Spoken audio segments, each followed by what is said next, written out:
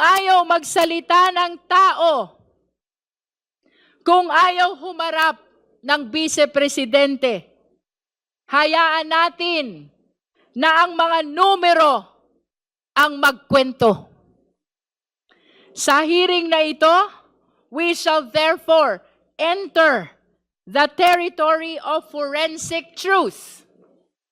Sa pamamagitan ng mga numerong ito, malalaman natin ang tunay na pagkatao sa likod ng posisyon. Siya ba ay tunay na public servant o isa pa lang private billionaire? At ang direksyon natin ngayon ay simple, ngunit matibay. We follow the evidence wherever it leads. Hindi tayo magpapadala sa ingay. Hindi tayo lilihis sa proseso.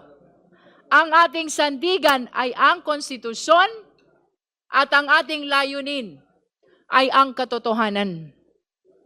Because in the end, ang tanong ay hindi kung sino ang pinakamalakas ang boses.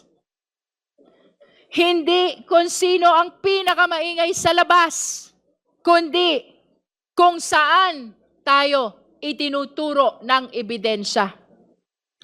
As we see it now, the chair right before us, it remains empty. At tila, sanay na po tayo sa tanawing iyan. Ngunit kahit bakante ang upuang iyan, even if that chair remains empty, this room is full of the people's questions. Napakaraming tanong. Mga tanong na sa kabila ng pag-iwas, hindi mawawala. Sa kabila ng pananahimik, hindi maglalaho. Mga tanong na kailanman ay hindi kayang takasan ng bakanteng upuan. Not today. Not anymore. Let the evidence speak. Let the numbers testify. Let the chips fall where they may be. Let us finally resume this hearing.